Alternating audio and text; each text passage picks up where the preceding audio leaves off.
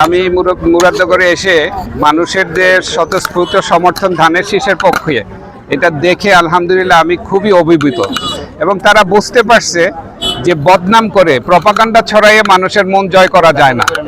যারা বদনাম করছে তারা কিন্তু এখন আস্তে আস্তে সরে যাচ্ছে, কারণ ভালো ব্যবহার, ভালো আচরণ, ভালো আপনার ভালো প্রোগ্রাম দিয়েই আপনি মানুষের মন জয় করতে পারবেন।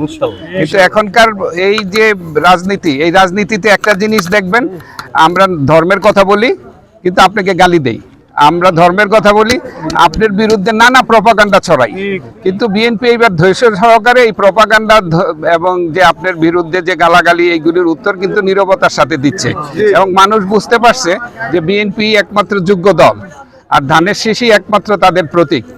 তা আমি মনে করি তার বিএনপির যে এইবারের ম্যানিফেস্টোটা দিয়েছে, এই ম্যানিফেস্টোতে কিন্তু এটা জনমুখী ম্যানিফেস্টো, এটাকে নিয়ে প্রপাগান্ডা করার চেষ্টা করবে, কিন্তু আমি মুরাদনগরে এসে দেখলাম সবাই এটা বুঝে গেছে। কারণ সাধারণ মানুষের জন্য বাংলাদেশের 53 বছর বয়সে এই ধরনের ম্যানিফেস্টো কেউ কোনো রাজনৈতিক দল দেয় নাই।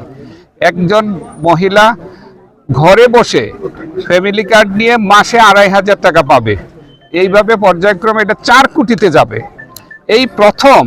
সবসময় সরকার ট্যাক্স কিন্তু আপনার থেকে নেয়, রাস্তা বলেন, এই ঘর বানান, কাঠ বানান, যাই করেন, খাওয়া দাওয়া করেন, কেনাকাটা করেন, আপনার থেকে ট্যাক্স দিচ্ছে। কিন্তু এই প্রথম কিন্তু সরকার আপনাকে দেওয়ার জন্য কমিটমেন্ট করছে, যদি বিএনপি ইনশাআল্লাহ তাআলা ক্ষমতায় যেতে পারে। এবং কৃষক, শ্রমিক যারা আছে জেলে, সবার জন্যই কিন্তু ওখানে একটা কিছু আছে, অ্যাটলিস্ট সরাসরি একটা কিছু পেতে যাচ্ছে একজন ব্যক্তি, একজন মানে নাগরিক। এই জন্য আমার মনে হয় বুঝতে পারাতেই মানুষ এইবার সিদ্ধান্ত নিয়ে নিয়েছে যে প্রপাগান্ডার দিকে তারা যাবে না।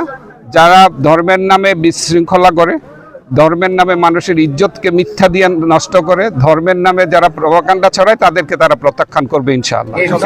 অ্যাকচুয়ালি ঝুঁকিপূর্ণ কেন্দ্র তো কিছু থাকে, সব জায়গায় আছে, কিন্তু মুরাদনগরের মানুষ সবচেয়ে সক্রিয় যাতে কিভাবে শান্তিপূর্ণ নির্বাচন করা যায়, এবং তাদের ইচ্ছা, তাদের ত্যাগ, তাদের তিতিক্ষা, তাদের ডেডিকেশনই ঝুঁকিপূর্ণ ভোট কেন্দ্রগুলিকে নিরাপদ করে ফেলবে ইনশাআল্লাহ।